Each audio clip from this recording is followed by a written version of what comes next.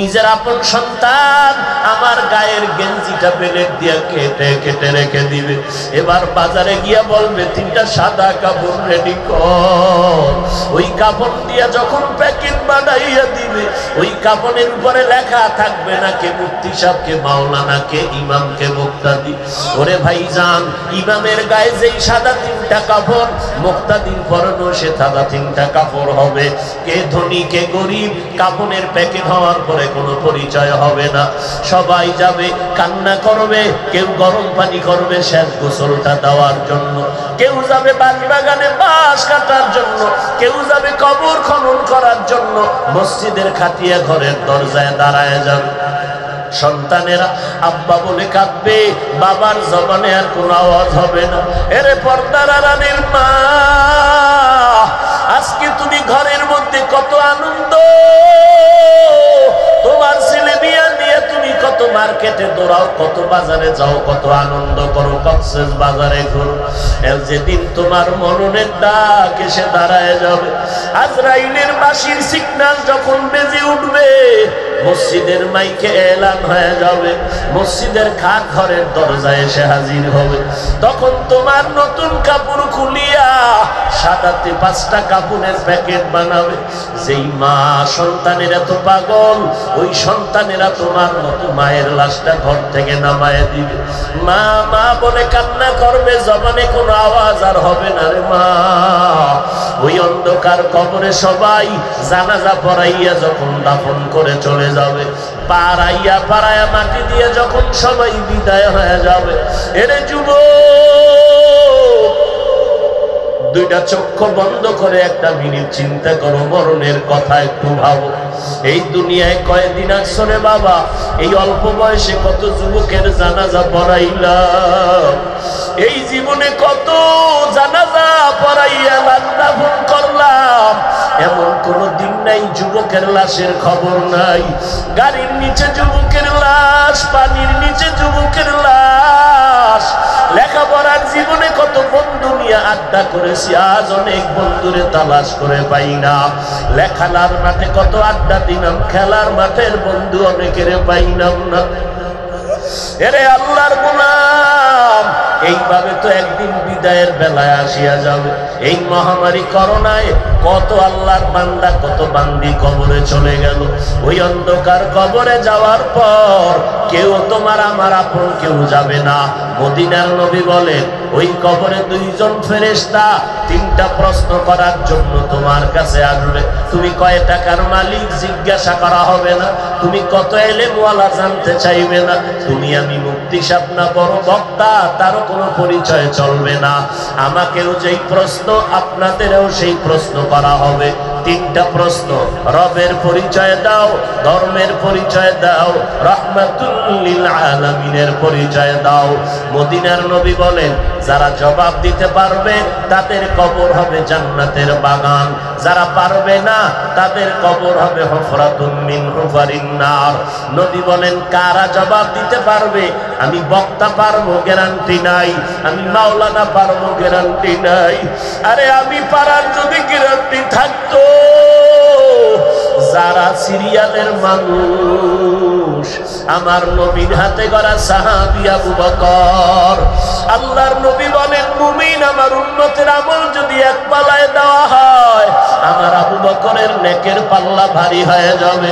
ওরে বান্দা, কবরে গিয়া যদি আমি টুপির কারণে জবাব দিতে পারবো গ্যারান্টি থাকতো, আবু বকরের মতো জান্নাতি সাহাবী নামাজে দাঁড়াইয়া রাতের বেলা কান্না করে কাটাইতেন না, ওমরের মতো বান্দা কান্না করতেন না, উসমানের মতো বান্দাটা কান্না করতেন না। অথচ সমস্ত সাহাবায়ে কেরাম এত ইলমওয়ালা, আমলওয়ালা, ইখলাসওয়ালা, তাকওয়াওয়ালা, এরপরও সারা রাত সারা জীবন শুধু কান্না করেছেন। উসমান রাদিয়াল্লাহু তাআলা আনহু কবরের কিনারা দিয়া গেলেই হাউমাউ করে কান্না করতেন। জিজ্ঞাসা করা হলে বলতেন, মরণের পরে প্রথম ঘাঁটি হলো অন্ধকার কবর, যেখানে আপন বলতে কেউ নাই। ওই কবরে আমি ওসমান গিয়া যদি ধরা পড়ে যায়, ওই ভয় আমি ওসমান সহ্য করতে পারি না। আবু বকরের মতো জান্নাতি সাহাবী যদি কান্না করেন, কবরের আযাবের ভয়ে যদি ওমরে ফারুক কান্না করেন, কবরের কারণে যদি ওসমান কান্না করেন, আপনার আমার কি পরিমাণ কান্না করা দরকার। অথচ কপাল বুঝি খারাপ, আমার ডানে বামে মোনাজাতে কত আশিকের চোখে পানি, আমার চোখে পানি আসে না। কারণটা কি? আজকে আমি বক্তা হইয়া বসছি ঠিকই, কিন্তু আমার অন্তরকে আমি গুনাহ থেকে মুক্ত করাইতে পারি নাই। আমল নামার দিকে তাকাইয়া দেখি আমার মতো গুনাহগার এই ময়দানে কেউ নাই। গুনার কারণে আমার হাত না পাক, আমার চোখ না পাক, আমার জিহ্বা না পাক, আমার অন্তর না পাক। মনে হয় যেন আমার গুনার কারণে আল্লাহ বেজার, আমার অপরাধের কারণে বুঝি দেশের ভিতরে অশান্তি আর গজব। এই গুনার কারণে দিলটা পাথর, মোনাজাতে কান্না আসে না, চোখে পানিও আসে না। ও আল্লাহর বান্দা, আল্লাহর নবী বলেন, দুনিয়াতে যারা রবের গোলামি করে যাবে, কবরে গিয়া জবাব দিবে রব্বি আল্লাহ, আমার রব একমাত্র আল্লাহ। দুনিয়াতে যারা ইসলাম মেনে চলবে, কবরে গিয়া জবাব দিবে দ্বীনি আল ইসলাম, আমার ধর্মের নাম ইসলাম। দুনিয়াতে যারা নবীর সুন্নতের আমল করিয়া যাবে, নবীকে দেখা মাত্র আশিক তো চিনে ফেলবে, দেখা মাত্র বলবে নি তো আমার মায়ার নবী। যেই নবীকে না দেখিয়া টুপি পরলাম, দাড়ি রাখলাম, নামাজ পড়লাম, ওই নবীর আমি একজন আশিক, আমি ওই নবীর পাগল।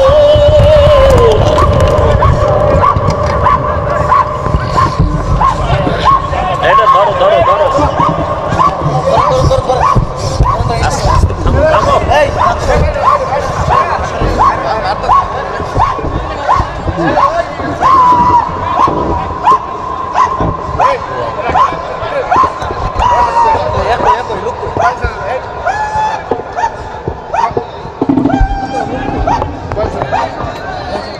সোজা করো, পিছে নাও।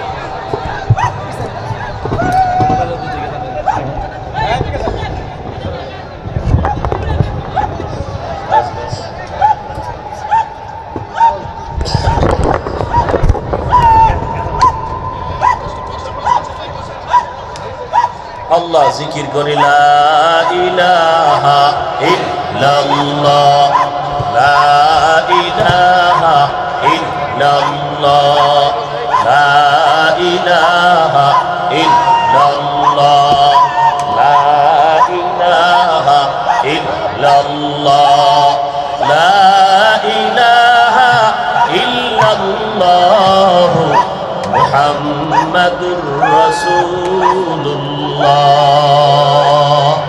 আল্লাহর কাছে দোয়া করি, আল্লাহ ওই অন্ধকার কবরের আযাব থেকে নাজাতের জন্য আমরা তওবা করে নেই। জীবনটা গেল, আর গুনাহ করব না, নামাজ ছাড়ব না, বেপরদায় চলব না। আল্লাহ পাক উলামায়ে কেরামের পরামর্শ নিয়ে আমরা চলব। জীবনে উলামায়ে কেরামের বিরুদ্ধে যাব না, দেশ ও জাতির বিরুদ্ধে যাব না। তওবা করার যদি নিয়ত হয়, গলায় ছুরি আসবে, মরে যাব, আর কখনো গুনার কাছেও যাব না, নামাজ ছাড়ব না।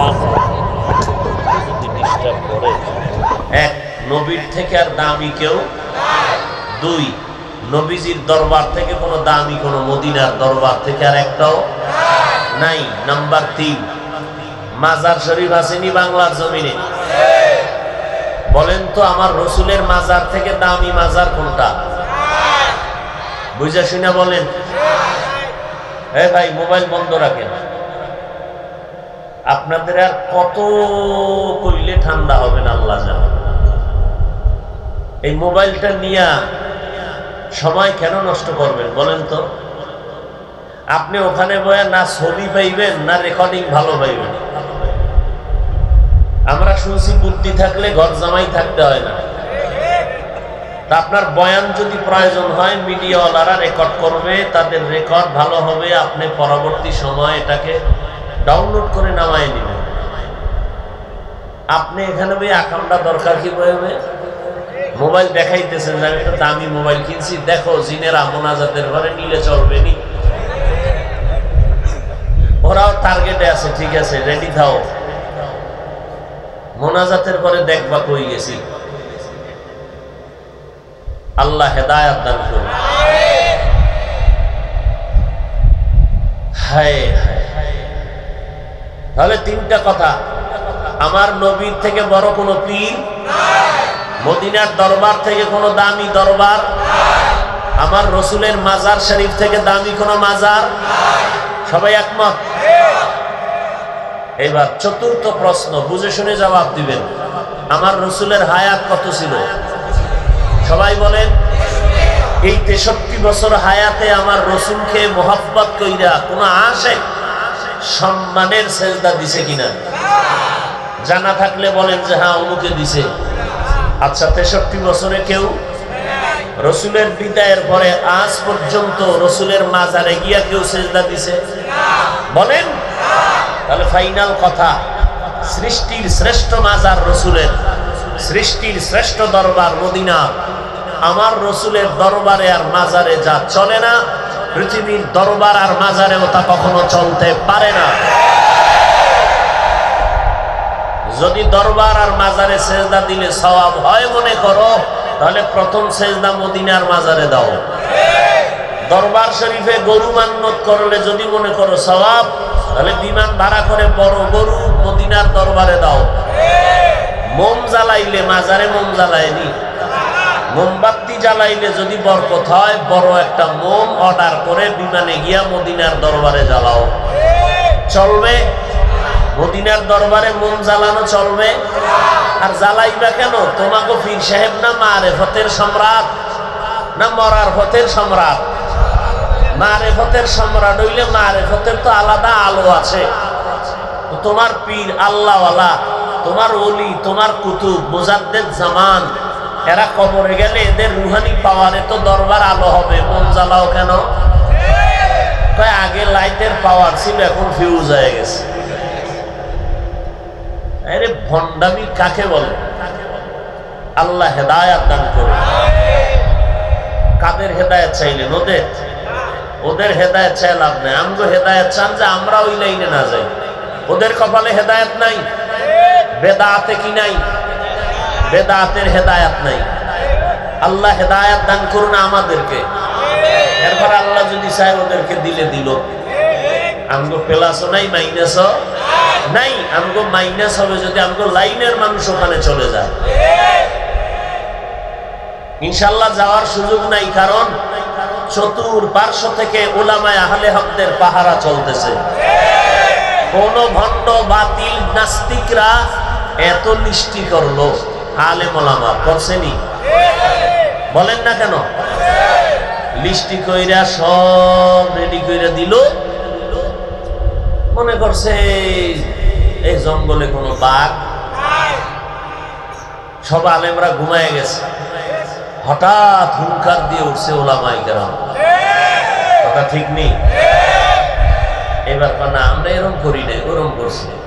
এবার বিভিন্ন স্লোগান আর বক্তব্য। তো ইনশাআল্লাহ জমিন উলামায়ে আহলে হকের জমিন। এই জমিনে উল্টা পাল্টা করে কেউ স্থায়ী হতে পারবে?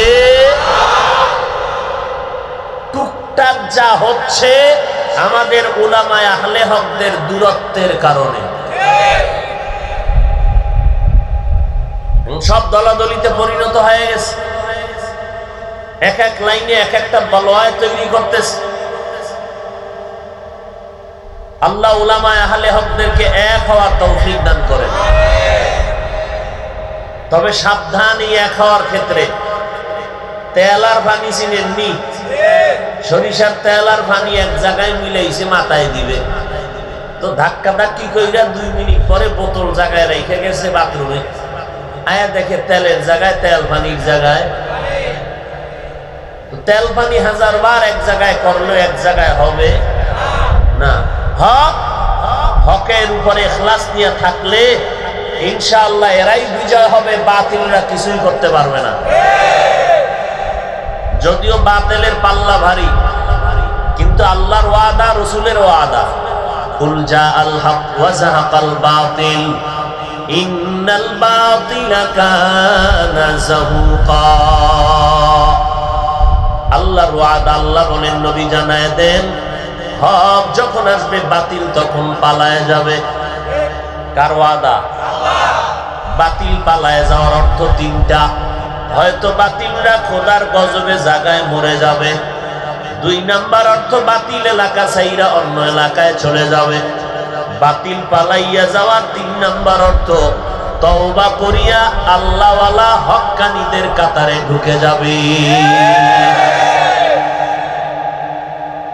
নবী বলেন, قال النبي صلى الله عليه وآله وسلم لن تجتمع أمتي على الضلالة أبدا।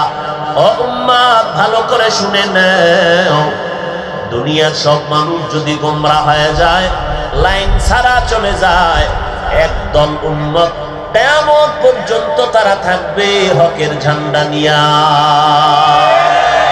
সব উল্টা পাল্টা হলো, একদল হকের পক্ষে থাকবে। আল্লাহ ফেরেশতা দিয়ে এদের সাহায্য করবেন যদি হকের উপরে ইখলাস নিয়ে চলতে পারে।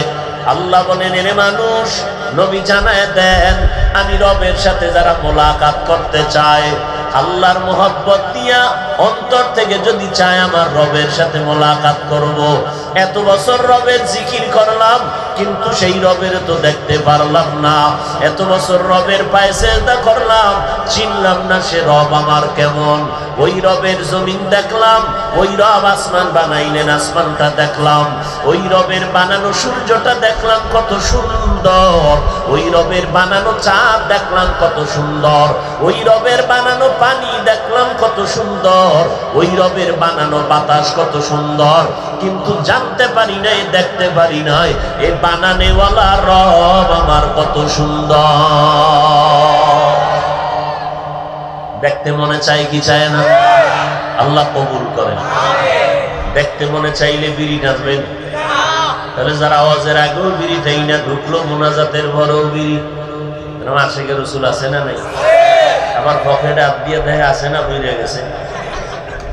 বিড়ি ঘর আছে না নাই? আল্লাহ হেদায়াত দান করুন।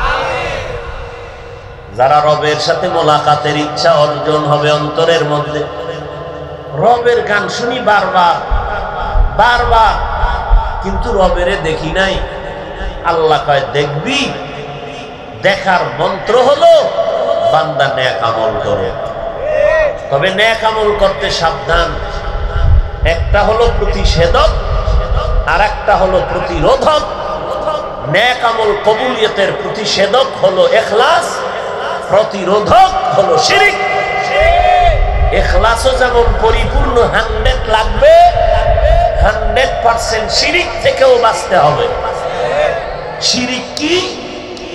আল্লাহর মতো আরো আল্লাহ মনে করা। আল্লাহর মতো আরো একজন আল্লাহ আসেনি? আল্লাহর মতো আর আল্লাহ নাই। আল্লাহর ক্ষমতার মতো আর কোনো কারো ক্ষমতা নাই। আল্লাহর গুণের মতো কারো গুণ নাই। যদি কেউ মনে মনে ভাবে আল্লাহর ক্ষমতার মতো আরো কারো ক্ষমতা আছে, মনে করার নাম শিরিক। আল্লাহর গুণের মতো কারো গুণ আছে, মনে করার নাম শিরিক। যারা মনে করবে তাদের নাম মুশরিক। আল্লাহ বলেন, আমি সব গুনাহ সহসায় ক্ষমা করে দিব, শিরিকের গুনাহ আমি সহসায় ক্ষমা করব না। আল্লাহর একটা গুণ হলো তিনি হাজির নাজির, সব জায়গায় সব সময় উপস্থিত, বিরাজমান, সবকিছু দেখেন। কে? আল্লাহর মতো আর কেউ আছে? বলেন, ভাবে বলেন। আল্লাহর গুণের মতো কারো গুণ আসেনি? আল্লাহর ক্ষমতার মতো কারো ক্ষমতা আসেনি?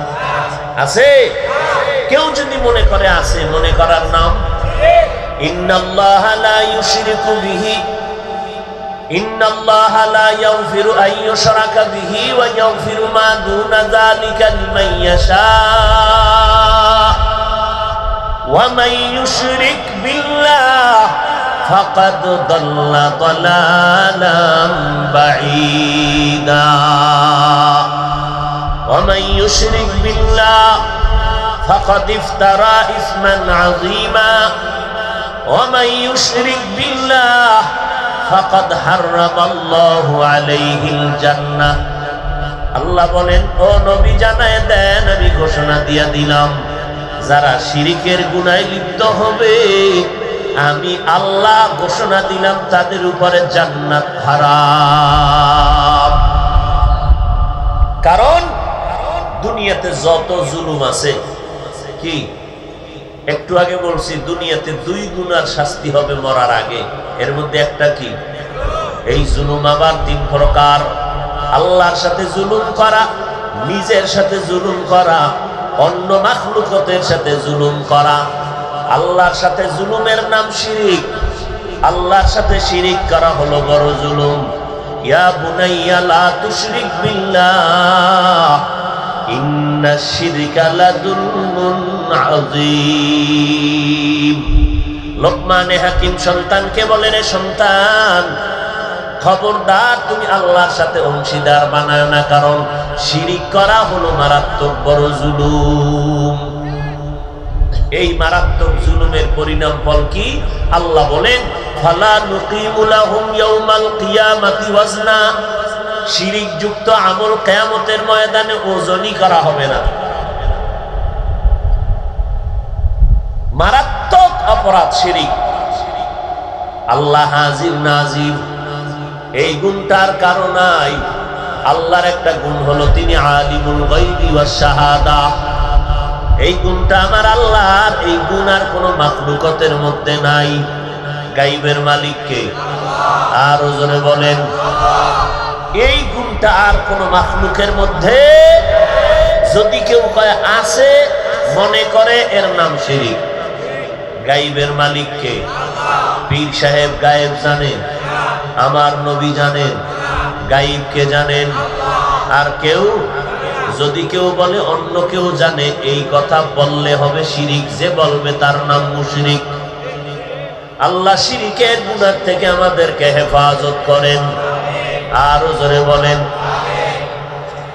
এরে নবীর উম্মতের দল, শিরিকের গুনাহ থেকে বান্দা তুমি নিজেরে বাঁচাও। সাহায্য করার মালিক আমার আল্লাহ। আমার আল্লাহ হেফাজতের মালিক, আর কোন হেফাজতের মালিক আছে কেউ? এই গুণটা কার? আল্লাহর একটা নাম হলো হাফিজ। আল্লাহু খায়রুন হাফিজাও ওয়া হুয়া আরহামুর রাহিমিন। হেফাজতের মালিক কে? দেখছেন না আল্লাহ কেমন হেফাজত করে। মোমেন শাহী বিশ্ব রোডের মধ্যে চলছে ঘুম গাড়ি, কোনো ব্রেক নাই, বিরামহীন ট্রাক চলে, রাতের বেলা বেশি দৌড়ায়। হঠাৎ করে তো চলতেছে ট্রাক আর গাড়ি, মাঝখানে গাড়ি আসতেছে যাচ্ছে, কোনো বিরামহীন ভাবে ব্রেক নাই, চলছে ঢাকা মোমেন শাহী বিশ্ব রোডে। আল্লাহর এক বান্দি গর্ভের মধ্যে বাচ্চা নিয়া রাস্তা পার হবে হবে ভাব, সাথে তার স্বামীও হাত ধরা। বাচ্চা একটা কন্যা সন্তান ও মায়ের সাথে। হঠাৎ ট্রাকের মধ্যে বাড়ি লাগলো, মা পড়ে গেল, চাক্কার নিচে পড়ে গেল, মায়ের পেটের উপরে চাক্কা চলিয়া বাচ্চাটা বের হয়ে গেল, মা জায়গায় মরিয়া গেল, স্বামীও মরে গেল, কন্যা সন্তান মারা গেল, গর্ভের বাচ্চা মাওলায় জিন্দা রাখছি। কি আপনারা ফেসবুক শরীফে দেখেন নাই? কথা বলেন না কেন? তাহলে হেফাজতের মালিক কে? আরো জোরে বলেন।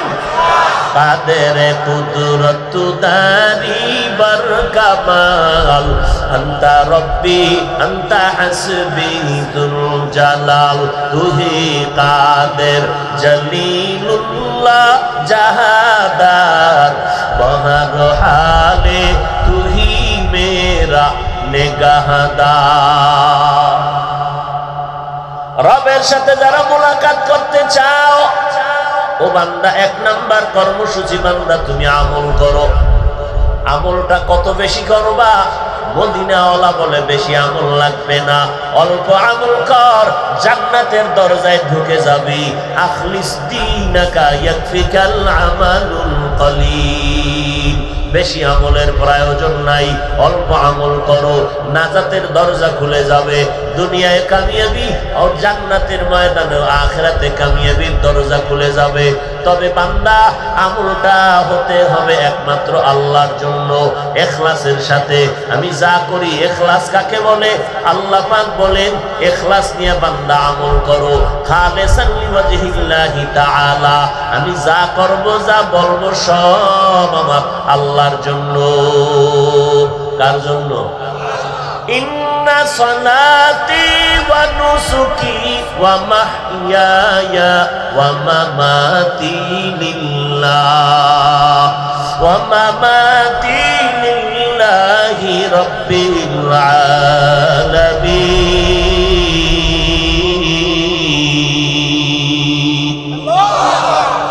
ইব্রাহিম নবী দোয়া করলেন, হে আল্লাহ, আমার কুরবানি, আমার নামাজ, আমার কুরবানি, আমার মরে যাওয়া, আমার বেঁচে থাকা লিল্লাহ, একমাত্র আল্লাহর জন্য। কেমন আমার আল্লাহ? যিনি হলেন উভয় জগতের রব, আসমানের রব, জমিনের রব। নারীদের জন্য তিনি রব, পুরুষের জন্য তিনি রব। আমার রব, ওই রবের জন্য আমি নামাজ পড়ি, ওই রবের জন্য আমি বয়ান করি, বয়ান শুনি, ব্যবসা করি, চাকরি করি। আল্লাহর মোহাব্বত নিয়া বান্দা অল্প আমল করবা, নাজাতের জন্য যথেষ্ট। আল্লাহর একটা বান্দি একদিন রাস্তা দিয়ে হেঁটে যায়, এমন একটা গুনাহগার বান্দি, জীবনে এমন কোনো গুনাহ নাই, করে নাই, রাস্তা দিয়ে হেঁটে যাচ্ছে গুনাহগার বান্দিটা। এবার হঠাৎ করে নজর করে দেখে রাস্তার কিনারে একটা কুকুর ক্ষুধার তৃষ্ণায়, পানির পিপাসায় জিহ্বা বের করে কান্না করে। ওই জাহান্নামী নারীটা কুকুরের কান্না দেখার পর অন্তরের মধ্যে একটু মায়া জন্ম হলো। দৌড়াইয়া পানির কূপের কিনারায় হাজির হয়ে গেল। পানি অনেক নিচে, পানি উঠানোর কোনো পাত্র নাই।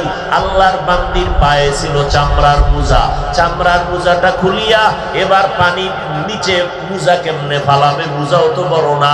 আল্লাহর বান্দির মাথায় ছিল ওড়না লাগানো, ওড়নাটা খুলিয়া ওড়নার একটা মাথা মোজার মধ্যে বান্ধিয়া পানির মধ্যে ফালাইয়া চামড়ার মোজায় পানি উঠাইয়া কুকুরটাকে পান করাইয়া দিল। মদিনার নবী কয়, সাহাবায়ে কেরাম জানোনি ওই জাহান্নামী নারীটা কুকুরটাকে পানি পান করানোর বিনিময় গায়েবী আওয়াজ আসলো, এরে জাহান্নামী নারী, তোর জীবনের সব গুনাহগুলো মাফ হয়ে গেল। দিনাফি দারে দুনিয়া না হাসান, আতিনা ফি দারে উকবানা হাসান, ইয়া গিয়াসাল মুস্তাগীসিন ইহদিনা নাফতিখারা বিল উলুমে ওয়াল গিনা। হর গরিতে নেকো তু তৈয়ার है, जो न मांगे उससे तू बेजार है। হেদায়েতের মালিক আর এক আল্লাহর বান্দি, জীবনে এমন কোন নেক আমল নাই, করে নাই। এত বড় আবেদা, এত বড় জাহেদা, এত বড় জাকেরা, এত বড় শাকেরা, এত বড় বান্দি, নেক আমল বান্দার বান্দির জবানে আল্লাহর নাম, হাঁটতে চলতে জিকিরের আওয়াজ, বিসমিল্লাহ ছাড়া কোনো কাজ করে না। একদিন এমন একটা অন্যায় জীবনের শেষ বেলায় করে ফেললো। আল্লাহর ভিন্ন একটা মাখলুক বিড়ালের আইনা ঘরের খাঁচা আটকায় দিল। বিড়ালটারে নিজেও খানা দেয় না, বিড়ালটারে ছেড়ে দেয় না অন্য ঘরে গিয়া খানা খাবে, সেই সুযোগ দিল না।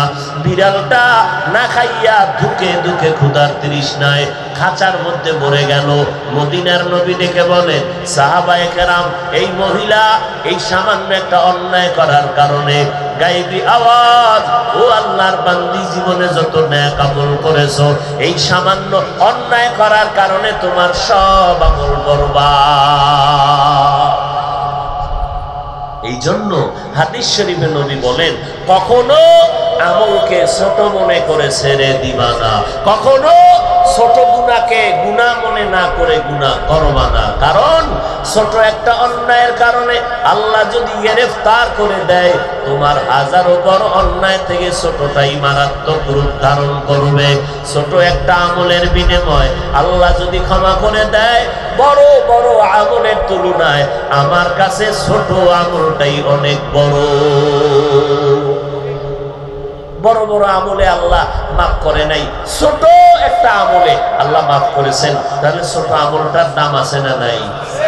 এজন্য নবী বলেন আখরিজ দীনাকা ইয়াকফিকাল আমালুল কলিল, অল্প আমল করো তবে ইখলাসের সাথে করবা, অল্প আমলটা নাজাতের জন্য তোমার যথেষ্ট হয়ে যাবে। আল্লাহর মোহাব্বত নিয়া ইখলাসের আমল করো, নবীর তরিকা মতে করবা, দান করবা, সেই দানের বিনিময়ে আল্লাহ মাফ করে দিবেন। অন্যের উপকার করবা বান্দা, এর বিনিময়ে আল্লাহ তোমারে মাফ করে দিবেন।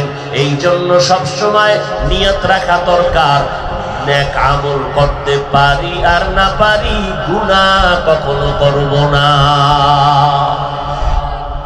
নেক আমল করতে পারি আর না পারি কি করব না?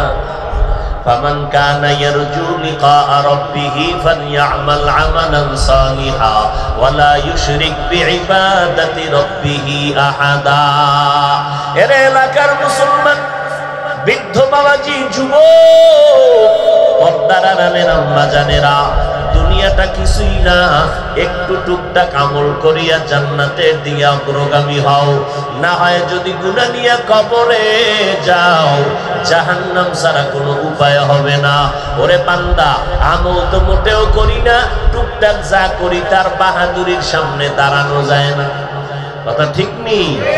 যে মোটামুটি 5 বেলার নামাজ পড়ে বেনামাজিরে দেখলে সি সি কইয়া তারাইয়া দেয়। ও বান্দা, সি সি করে তারাইয়া দিও না। তুমি তো প্রবাদ জানো, পাপকে ঘৃণা করো, পাপীকে নয়। পাপীকে না, পাপকে ঘৃণা করো। নামাজ পড়ে না ওই লোকটার পাপকে ঘৃণা করো, ওই বেনামাজিরে ঘৃণা করো না। বরং বেনামাজির কাছে যদি আগে একবার যাইতে এখন 2 বার যাও, 3 বার যাও, টাকা খরচ করে চাপান করাও। তোমার একটা টাকায় আর যাওয়ার বিনিময় বান্দা যদি নামাজের কাতারে আসে, তুমি ওই বান্দা জীবন ভর যত আমল করবে আর একটা অংশ তোমার আমল নামায় আল্লাহ দান করবে। আল্লাহ কয় আবু জাহেলের কপালে হেদায়েত নাই, এরপর নবী বারবার যায় আবু জাহালকে দাওয়াত দেয়, চাচা গো একটু কালেমার পতাকা তলে আসবেননি। একদিন কয় রে মুহাম্মদ, মুষ্টির মধ্যে পাথর নিয়ে কয় যদি বলতে পারো আমার হাতের মুষ্টিতে কি আছে, আমি এখন তোমাকে নবী মানব। মদিনার নবী কয় ও চাচা আবু জাহাল, আপনার হাতের মুষ্টিতে কি আছে আমি মুহাম্মদ জানি না। কেন জানো না? মুহাম্মদ কয় আমি গাইবের মালিক না। গাইবের মালিক কে? জোরে বলেন। আলিমুল গায়বি ওয়াশ শাহাদাতি হুয়ার রাহমানুর রহিম।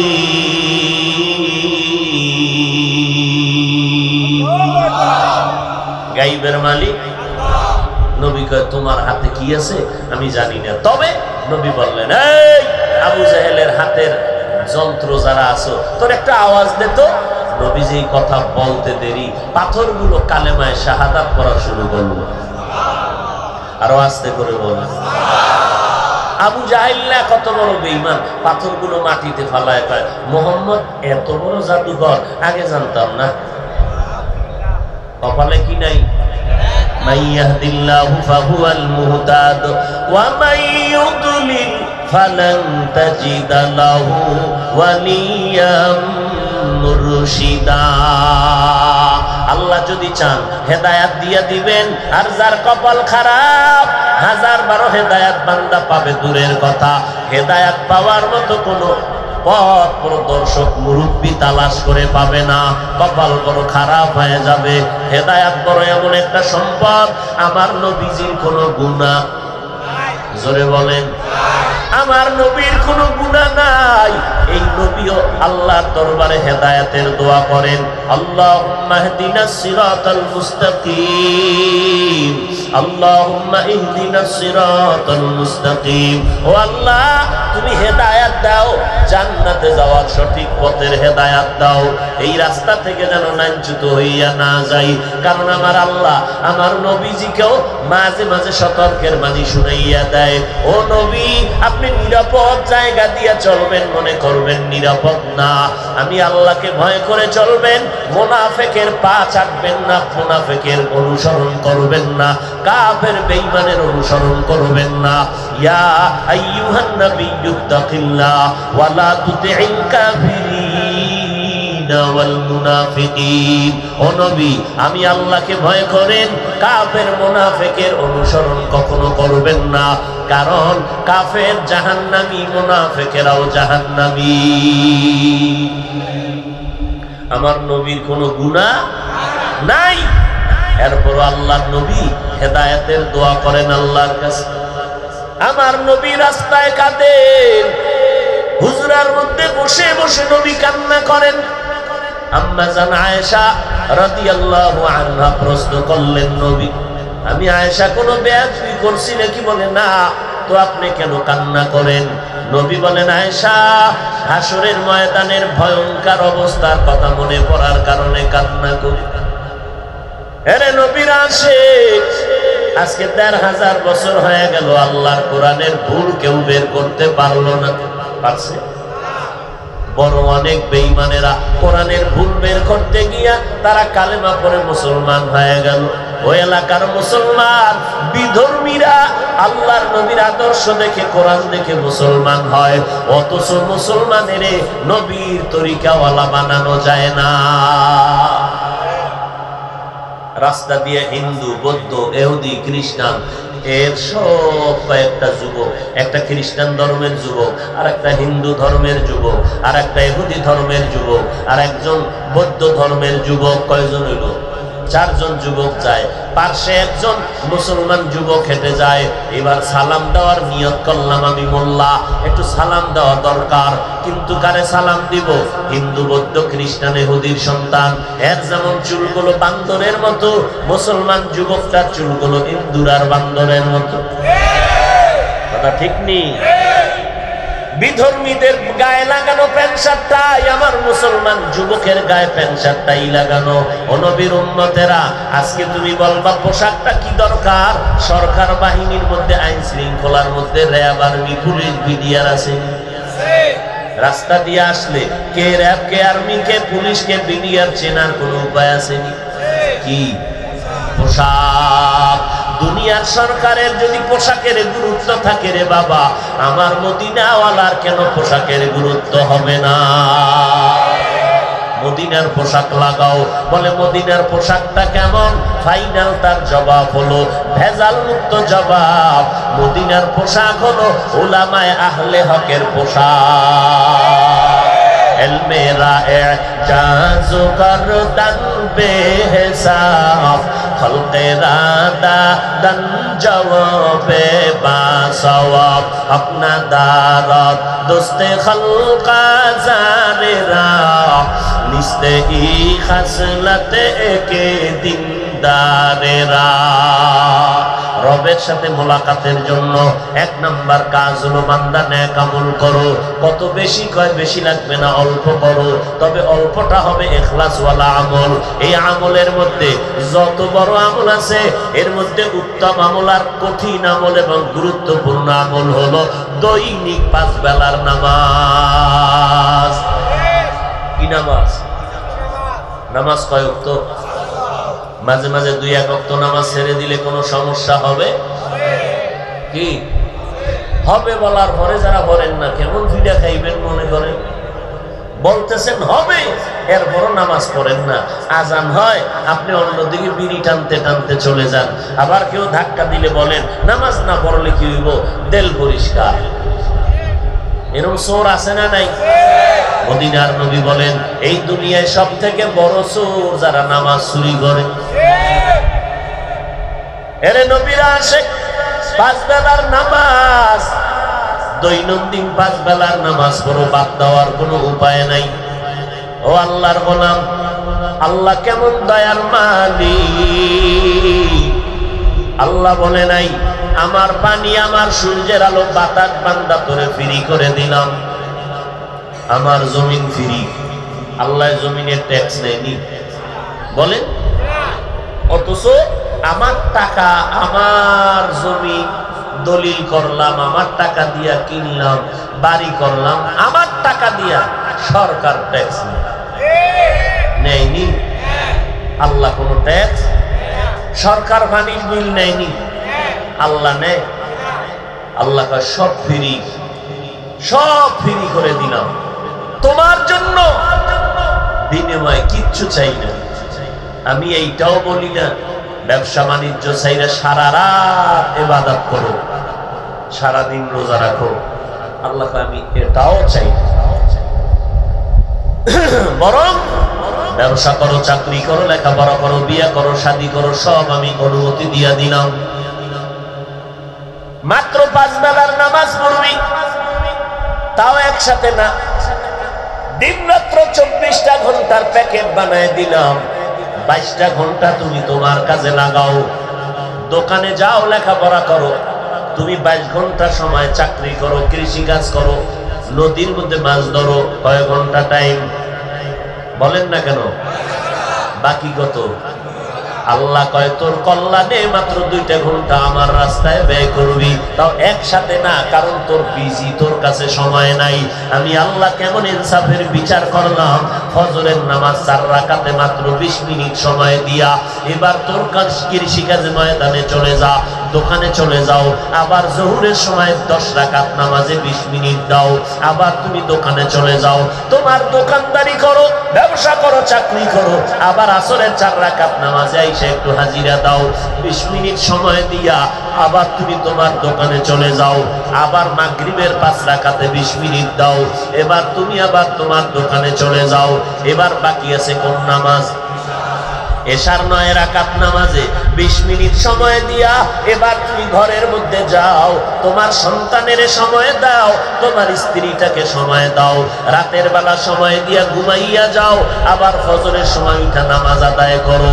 ও নবী জানায় দেন, আমার বান্দা ব্যবসা করলো, চাকরি করলো, রাতের বেলা ঘরে আইসা সন্তানের সময় দিল, এশার নামাজটাও জামাতে পড়লো, ঘুম থেকে উঠিয়া আবার ফজরের নামাজ পড়ে ফেললো।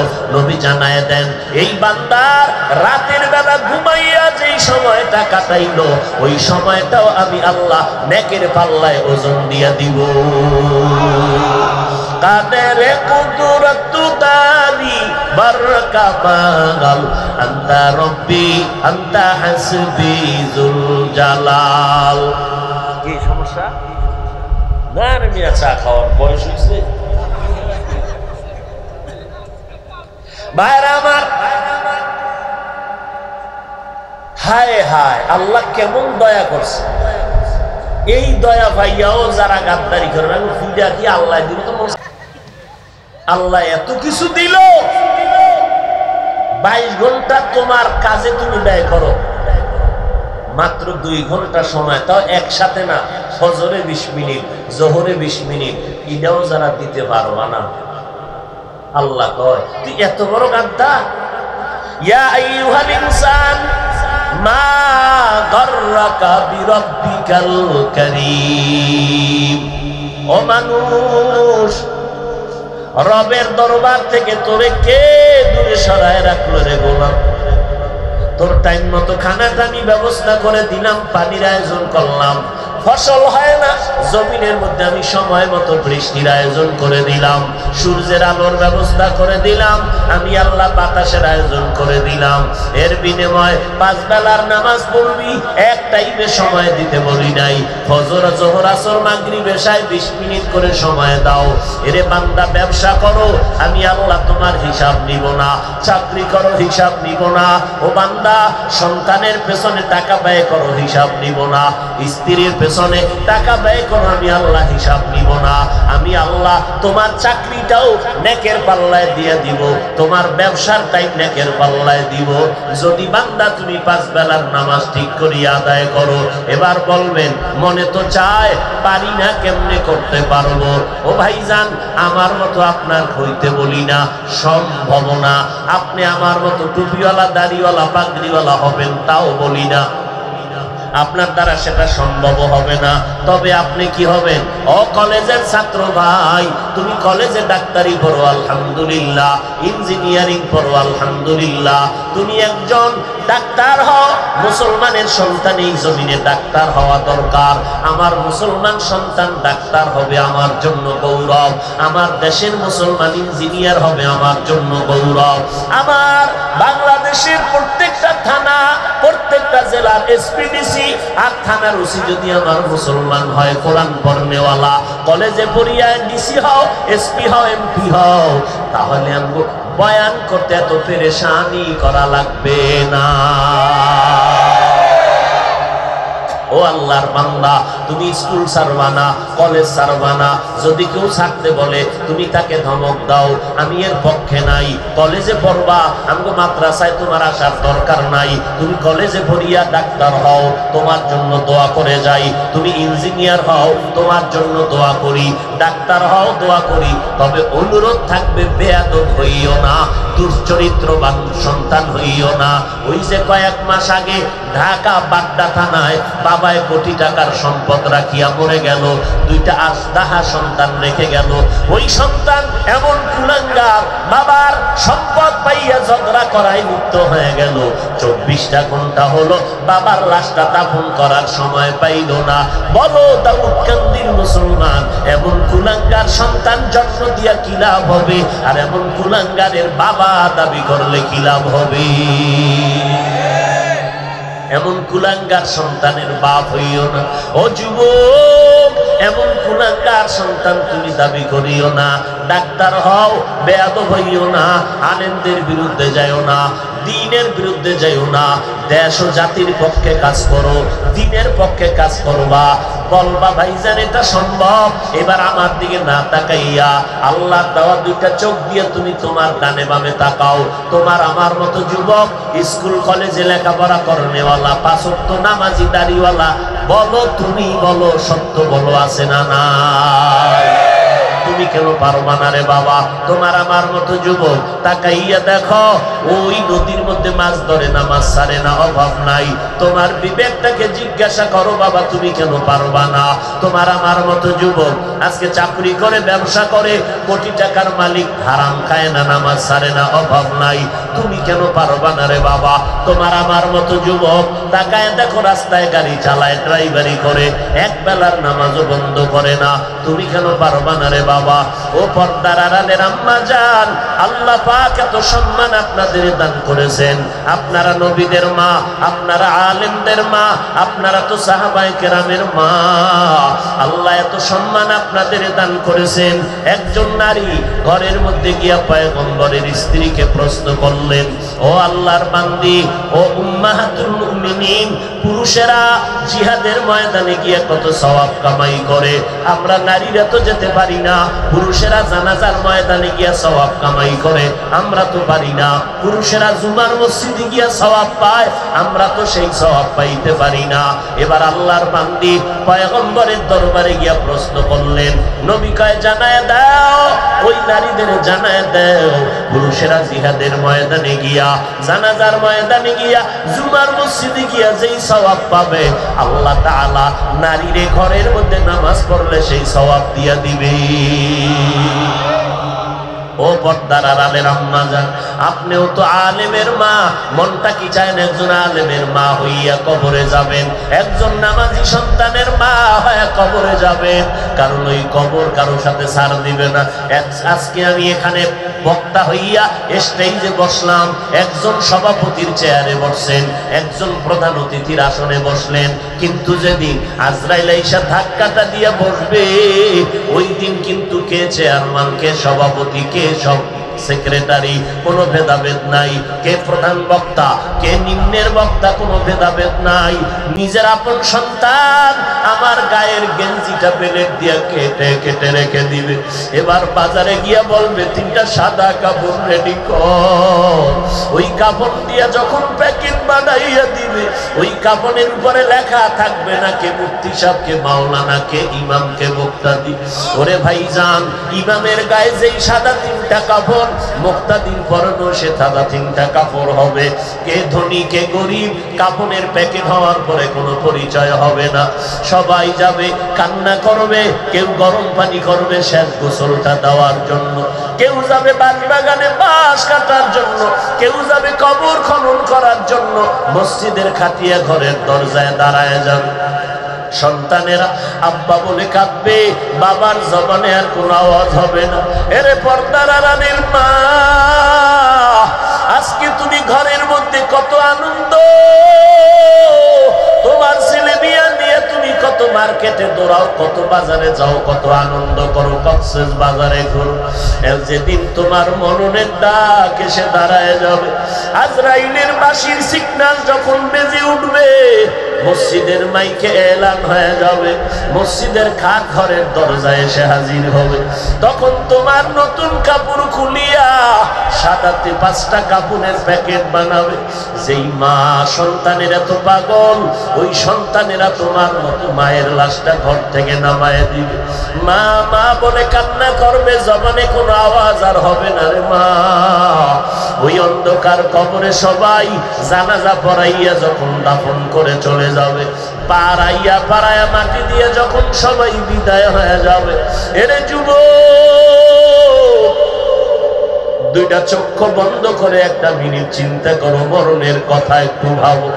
এই দুনিয়ায় কয়দিন আসরে বাবা, এই অল্প বয়সে কত যুবকের জানাজা পড়াইলাম, এই জীবনে কত জানাজা পড়াইয়া দাফন করলাম, এমন কোন দিন নাই যুবকের লাশের খবর নাই।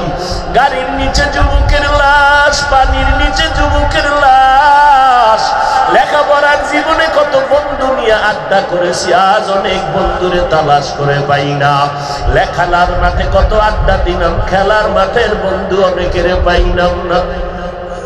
এরে আল্লাহর গোলাম, এইভাবে তো একদিন বিদায়ের বেলায় আসিয়া যাবে। এই মহামারী করোনায় কত আল্লাহর বান্দা, কত বান্দি কবরে চলে গেল। ওই অন্ধকার কবরে যাওয়ার পর কেউ তোমার আমার আপন কেউ যাবে না। মদিনার নবী বলেন, ওই কবরে 2জন ফেরেশতা 3টা প্রশ্ন করার জন্য তোমার কাছে আসবে। তুমি কয় টাকার মালিক জিজ্ঞাসা করা হবে না, তুমি কত এলেমওয়ালা জানতে চাইবে না, তুমি আমি মুক্তি সাধনা বড় বক্তা তারও কোনো পরিচয় চলবে না। আমাকেও যেই প্রশ্ন, আপনাদেরও সেই প্রশ্ন করা হবে। 3টা প্রশ্ন, রবের পরিচয় দাও, ধর্মের পরিচয় দাও, রাহমাতুল লিল আলামিনের পরিচয় দাও। মদিনার নবী বলেন, যারা জবাব দিতে পারবে তাদের কবর হবে জান্নাতের বাগান, যারা পারবে না তাদের কবর হবে হুফরাতুন মিন হুফারিন নার। নবী বলেন, কারা জবাব দিতে পারবে? আমি বক্তা পারবো গ্যারান্টি নাই, আমি মাওলানা পারবো গ্যারান্টি নাই। আরে আমি পারার যদি গ্যারান্টি থাকতো, যারা সিরিয়ালের মানুষ, আমার নবীর হাতে গড়া সাহাবী আবু বকর, আল্লাহর নবী বলেন, মুমিন আমার উম্মতের আমল যদি এক পাল্লায় দেওয়া হয়, আমার আবু বকরের নেকের পাল্লা ভারী হয়ে যাবে। ওরে বান্দা, কবরে গিয়া যদি আমি টুপির কারণে জবাব দিতে পারবো গ্যারান্টি থাকতো, আবু বকরের মতো জান্নাতি সাহাবী নামাজে দাঁড়াইয়া রাতের বেলা কান্না করে কাটাইতেন না, ওমরের মতো বান্দা কান্না করতেন না, উসমানের মতো বান্দাটা কান্না করতেন না। অথচ সমস্ত সাহাবায়ে কেরাম এত ইলমওয়ালা, আমলওয়ালা, ইখলাসওয়ালা, তাকওয়াওয়ালা, এরপরও সারা রাত সারা জীবন শুধু কান্না করেছেন। ওসমান রাদিয়াল্লাহু তাআলা আনহু কবরের কিনারা দিয়া গেলেই হাউমাউ করে কান্না করতেন। জিজ্ঞাসা করা হলে বলতেন, মরণের পরে প্রথম ঘাঁটি হলো অন্ধকার কবর, যেখানে আপন বলতে কেউ নাই। ওই কবরে আমি ওসমান গিয়া যদি ধরা পড়ে যাই, ওই ভয় আমি ওসমান সহ্য করতে পারি না। আবু বকরের মতো জান্নাতি সাহাবী যদি কান্না করেন, কবরের আযাবের ভয়ে যদি ওমরে ফারুক কান্না করেন, কবরের কারণে যদি ওসমান কান্না করেন, আপনার আমার কি পরিমাণ কান্না করা দরকার। অথচ কপাল বুঝি খারাপ, আমার ডানে বামে মোনাজাতে কত আশিকের চোখে পানি, আমার চোখে পানি আসে না। কারণটা কি? আজকে আমি বক্তা হইয়া বসছি ঠিকই, কিন্তু আমার অন্তরকে আমি গুনাহ থেকে মুক্ত করাইতে পারি নাই। আমল নামা দিয়ে তাকাইয়া দেখি আমার মতো গুনাহগার এই ময়দানে কেউ নাই। গুনার কারণে আমার হাত না পাক, আমার চোখ না পাক, আমার জিহ্বা না পাক, আমার অন্তর না পাক। মনে হয় যেন আমার গুনার কারণে আল্লাহ বেজার, আমার অপরাধের কারণে বুঝি দেশের ভিতরে অশান্তি আর গজব। এই গুনার কারণে দিলটা পাথর, মোনাজাতে কান্না আসে না, চোখে পানিও আসে না। ও আল্লাহর বান্দা, আল্লাহর নবী বলেন দুনিয়াতে যারা রবের গোলামি করে যাবে কবরে গিয়া জবাব দিবে রব্বি আল্লাহ, আমার রব একমাত্র আল্লাহ। দুনিয়াতে যারা ইসলাম মেনে চলবে কবরে গিয়া জবাব দিবে দীনি আল ইসলাম, আমার ধর্মের নাম ইসলাম। দুনিয়াতে যারা নবীর সুন্নতের আমল করিয়া যাবে নবীকে দেখা মাত্র আশেক তো চিনে ফেলবে, দেখা মাত্র বলবে নি তো আমার মায়ার নবী। যেই নবীকে না দেখিয়া টুপি পরলাম, দাড়ি রাখলাম, নামাজ পড়লাম, ওই নবীর আমি একজন আশিক, আমি ওই নবীর পাগল।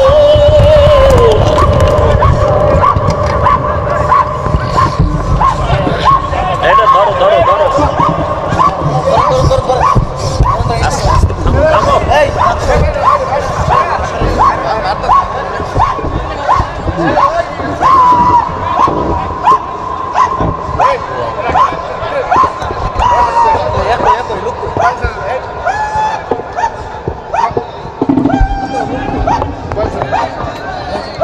সোজা করো, পিছনে নাও।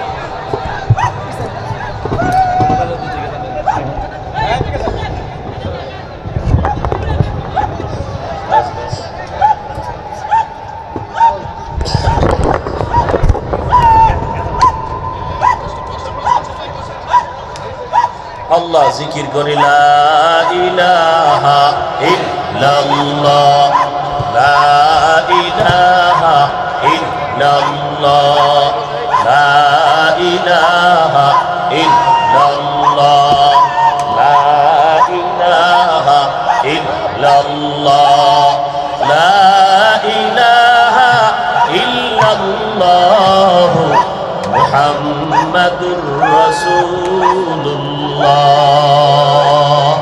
আল্লাহর কাছে দোয়া করি, আল্লাহ ওই অন্ধকার কবরের আযাব থেকে নাজাতের জন্য আমরা তওবা করে নেই। জীবনটা গেল আর গুনাহ করব না, নামাজ ছাড়ব না, বেপরদায় চলব না। আল্লাহ পাক উলামায়ে কেরামের পরামর্শ নিয়ে আমরা চলব। জীবনে উলামায়ে কেরামের বিরুদ্ধে যাব না, দেশ ও জাতির বিরুদ্ধে যাব না। তওবা করার যদি নিয়ত হয় গলায় ছুরি আসবে, মরে যাব, আর কখনো গুনার কাছেও যাব না, নামাজ ছাড়ব না। যদি ডিস্টার্ব করে